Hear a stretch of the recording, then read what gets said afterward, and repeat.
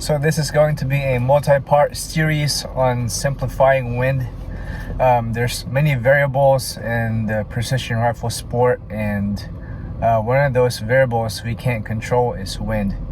You know, we can control the way we think, act, or do. We can control the equipment that we buy, but the same goes for all of us. Whether you're a top shooter or a beginner, you cannot control the wind. And I'm hoping that in this series I'm able to help you guys manage your wind better and simplify your process.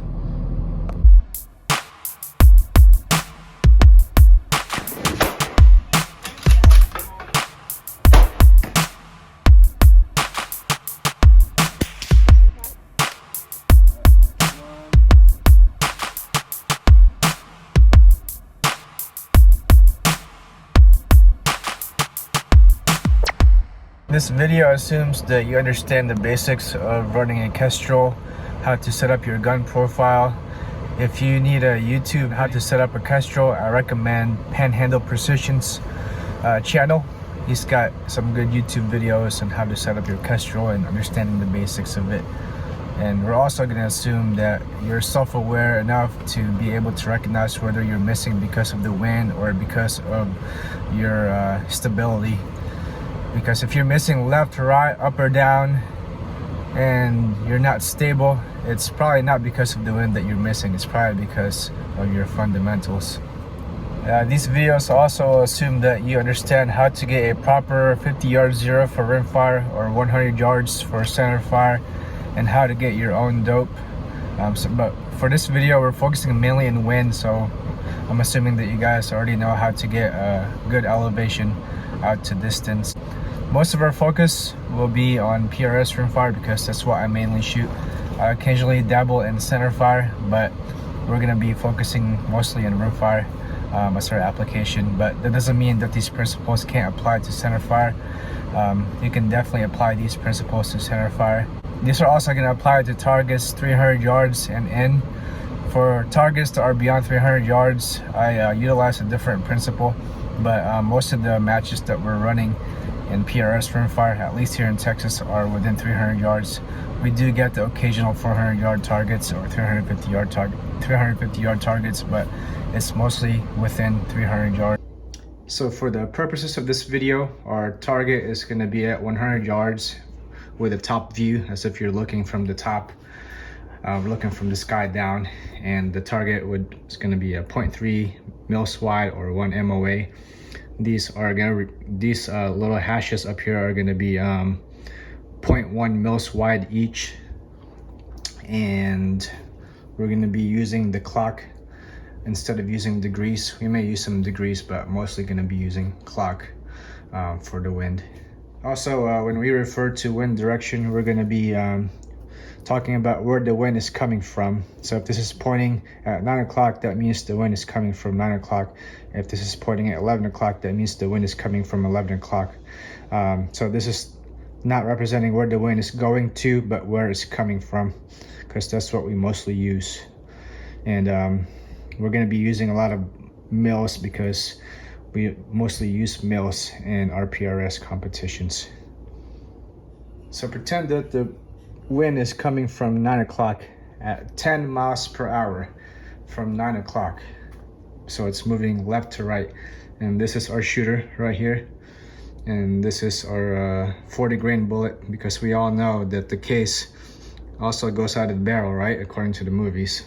Also, this is not to scale, obviously. And this is from the shooter to here is going to be 100 yards.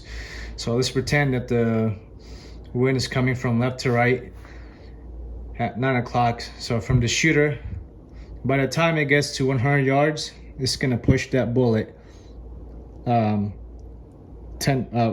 full mil. So from here to here is 1 full mil. And again, I'm exaggerating just for the purposes of this video. So it's going to push that bullet about 3.5 MOA or about 3.5 inch, which is about 1.0 mils. All that this bullet cares about is how much is being pushed laterally. left to right or right to left if the wind's coming from 3 o'clock. The lateral force that's being imparted to the bullet is determined by finding out the wind velocity and wind direction. In this case, the wind is moving left to right. So it's coming from 9 o'clock, it's moving left to right at 10 miles per hour. 9 o'clock. So it's going to give you full value. That's what we call a full value wind. If it's a 9 o'clock wind or if it's coming from right to left at 3 o'clock. That's what we consider full value. Now, by the way, what if the wind is coming from 9:30, 10 o'clock, 11 o'clock, or 12 o'clock? How much lateral force is going to be imparted on the bullet? Again, all that the bullet cares about is how much is being moved left to right or right to left, the lateral force. So here's the lateral force. If the bullet's coming from 10:30, what's that lateral force? For me personally, I like to leave my wind on my Kestrel at 9 o'clock or 3 o'clock. Again, the principle that I want to hammer is I want to keep things simple, because when you keep things simple, you have less things to worry about, and you have a smoother process, and you're able to focus more on the stage. And if the wind is less than 10 miles an hour, I like to keep my wind at 9 or 3 o'clock. But if it's more than 10 miles an hour, then that's when I input the actual direction on my Kestrel. But let's just, for the purposes of this video, all the wind is going to be under 10 miles an hour. So we're going to leave our Kestrel at 9 o'clock or 3 o'clock. Even if the wind is coming from a different direction, if it's coming from 10:30 or 11, I'm still going to leave it at 9 o'clock. If it's coming from 1 o'clock or 2 o'clock, then I'm going to leave my Kestrel at 3 o'clock. So here's a picture of the wind rose. If you guys want me to get you guys a copy of this is one I personally made, but you can also find these on the internet. But if you want this type of copy, then you can email me. I'll put my email on the description below. So when we're looking at the wind rose, you don't have to memorize the whole pie. If you can memorize just a quarter of it, let's say you memorize from 9 o'clock to 12 o'clock, then you already got the rest of it figured out. So if the wind is coming from the 9 o'clock direction, it's a 100% value wind, and it's going to be the same thing at 3 o'clock. So you already got 9 and 3 o'clock figured out. And the same thing with 9:30, it's going to coincide with 3:30 and the 2:30 value, and then the 8:30 value. The 10 o'clock value wind is going to coincide with your 4 o'clock and your 2 o'clock and your 8 o'clock and so on. So all you have to do is memorize 1/4 of the wind rose, and you're able to memorize the whole thing. All this may sound complicated, and it may require more work on the front end, but I believe once you memorize what we call the wind rose, then it's a lot simpler and easier to calculate wind right before a stage. It may require some memorization, but like once you memorize it, it's in your head. And of course, it's a perishable skill, so you'll want to refresh on it. I usually try to refresh on it every week. The more you do it, the faster you'll get at it, obviously. And this is also helpful if you don't have a Kestrel to do the calculations for you. If you're in the field and you're hunting, or you forget your Kestrel, if you have the wind rose memorized, like, you're gonna be ahead of the game. Remember that things that seem simple at first requires a lot of work.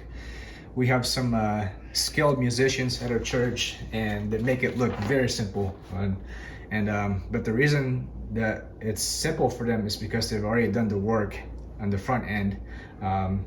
One of the greatest to ever play basketball, Michael Jordan, one of his quotes was just to keep things simple. Of course, he had to practice a lot and work on his craft, but he worked on it to such a point that he was able to keep things simple and just focus on what was important in the game. And that's the same thing I just want to communicate with this, is the principle of just keeping it simple. That doesn't mean that you don't have to work hard at it in the beginning, but once you have things like, for example, the wind rose memorized, like, I believe that it's gonna be, your process is gonna be a lot simpler, and you'll be able to get wind a lot quicker before stage so that you can just focus on glassing and rehearsing the stage. So what does a full value wind mean? We're going to represent full value by the number 1. Anything below 1, like 0.7 or 0.5 is going to be not full value. So let's say in our previous example, the wind is coming from 9 o'clock at 10 miles an hour. And so the bullet is going to be pushed from here to here. So 1 full mil if it's a full value 9 o'clock wind. So it's receiving 100% of the 10 mile an hour value. But what if it's a half value wind? Half value, a lot of people have said that half value is at 45 degrees, but that's actually not half value. Half value is actually at 11 o'clock at 30 degrees instead of 45 degrees. So let's say that the same example, let's say that the wind is coming from half value at 11 o'clock, 50% value. Then we're going to switch this to 0.5 to represent half value. And the wind, let's say the wind's coming from 11 o'clock and it's moving this way from left to right. So we're trying to figure this out. What's going to be the value of this? So 10 miles an hour times 0.5 is going to be a 5 mile an hour value. So instead of moving the bullet a full mil, it's just going to move it a half a mil. So it's going to go from here to the shooter to a half a mil. So again, what we care about is just this lateral value. We don't really care about the direction of the wind. On my Kestrel, I'm going to put the wind at 9 o'clock. Since it's coming from left to right, I'm going to put it at 9 o'clock, and I'm just going to put 5 miles per hour on my Kestrel at 9 o'clock without worrying about the direction. That's if the wind is under 10 miles an hour. Again, if it's over 10 miles an hour, then usually try to input the actual direction. So, because all the bullet cares about is how much force is being moved left to right, regardless of what direction the wind is coming from. Now let's say the wind is coming from 930. 930 is pretty much full value. It's 97%. 10 miles an hour times 0.97 is 9.7 miles an hour. And I'm just going to round that up to 10 miles an hour. I'm not sure of anybody that could read the wind to a decimal point. If you can, that's pretty amazing. So if it's coming from 930, that means the wind is moving left to right, and the bullet will still be moved about a full mil. Maybe a little bit less than a full mil, but it's still going to be in that very close to a full mil. Now, if the wind is coming from 10 o'clock, then it's still going to be close to full value. It's going to be 87%. So 10 miles an hour times 0.87 is 8.7 miles per hour. So I'm just going to round that up to 9 miles an hour. When the bullet is being shot, it's going to move 1, 2, 3, 4, 5, 6, 7, 8, 9. It's going to be over here. If the wind's coming from 10 o'clock, it's going to end up right here instead of right here. So it's still pretty close to a full value. For me personally, if the wind is coming from anywhere from 10 o'clock to 8 o'clock, like you're within the full value range, and I usually just round it up to full value when it's coming from these directions or from these directions from that's 2 o'clock to 4 o'clock. I usually just round that up to full value just to keep it simple. Now let's say the wind is coming from 10:30. Well, this is when you really want to start paying attention to the direction of the wind. Whenever the wind is coming close to full value, anywhere between 10 o'clock to 8 o'clock or 2 o'clock to 4 o'clock, I usually just try to pay attention to the velocity of the wind, because the velocity has the most effect. But as soon as the wind is coming from a 45-degree angle and less than that, from like 10:30 to 12 o'clock, then that's when I usually pay attention to the direction of the wind, because the direction of the wind is going to have more of an impact on the bullet from this point on. So if it's coming from 10:30, that's going to be a 70% value. Again, in my Kestrel, I'm just going to input 9 o'clock since the wind's still coming from left to right. And then if the wind's coming, it's at 10 miles an hour, then I'm gonna multiply that by 0.7 and it's gonna be 7 miles an hour. So in my Kestrel, I'll put the wind coming from 9 o'clock at 7 miles an hour. And what that's gonna do is, instead of moving the bullet a full mil, it's only gonna move it 0.7. So it's gonna move it 1, 2, 3, 4, 5, 6, 7. From here to here is 0.7.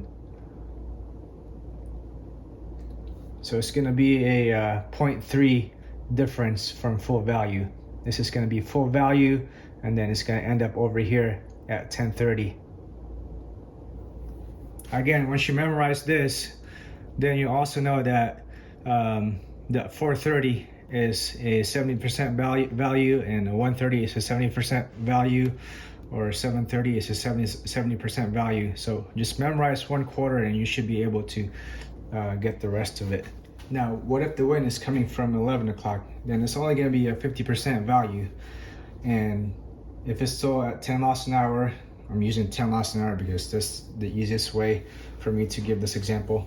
10 miles an hour times 0.5 is going to be 5 miles an hour. So the bullet is going to be moving from here, and it's only going to moving a half a mil, or 0.5. So it's going to be moving from here to here. Again, 1, 2, 3, 4, 5. It's going to be moving a half a mil left to right. I apologize for putting this target. I thought I was going to use it for an example, but I'm just going to erase it. It's more of a distraction. Now let's say the wind is coming from 1130, then it's only going to be a 25% value. If the wind is 10 miles an hour coming from 1130, then 10 miles an hour times 0.25 is going to be 2.5 miles per hour, which some people like to round it up, but I'm just going to round it down to 2 miles an hour. So the bullet's going to move just 0.2 to 0.3 mils. So from here to here, that's the movement of the bullet laterally, left to right, is from between 0.2 to 0.3 mils. Now, if the wind is coming from 12 o'clock or 6 o'clock, then this is a 0% value wind. Even if the wind is coming from 10 miles an hour headwind, then I'm just gonna leave my Kestrel at 0.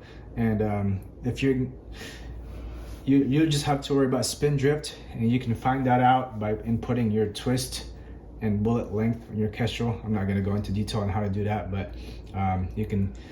There's a lot of YouTube videos that shows that, but you're not going to have to worry about any wind, and theoretically the bullet should impact, or if it's coming from here to here, it's just going to go straight. But with spin drift, it may go right about 0.1 or 0.2 depending on your spin drift.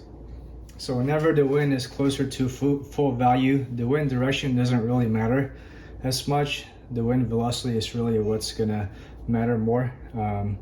Let's say the wind is coming from 8 o'clock to 10 o'clock. So we all know the wind never really stays in one direction. It usually does this little fishtailing motion. If it's coming from 8 o'clock or 10 o'clock, it's still gonna move it close to full value. It's going to move it 0.9,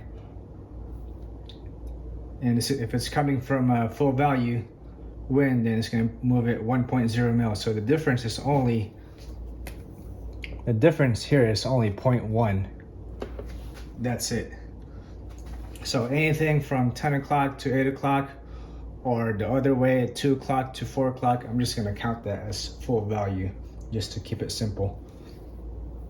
Now, as the wind gets closer to 12 or 6 o'clock, let's say the wind's coming from 10:30 to 12, then the wind direction really is what's going to matter more. The wind, don't get me wrong, the wind velocity still matters, but the wind direction is going to have more of an effect on the wind. When we were at full value from 8 to 10 o'clock, we're only getting a 0.1 difference if the wind was constant at 10 miles an hour, of course. But from 10:30 to 12 o'clock, you're getting a 0.7 mils movement left to right to 0. That's a wide range. So from here, 1, 2, 3, 4, 5, 6, 7 to here, it's about 0.7 mils of a difference. And that's a big change. So the wind direction is really what kills people when the wind is closer to a head or a tailwind. Now, what if it's a switchy headwind or tailwind? We're gonna move our shooter in the middle over here. And let's pretend our target is right there.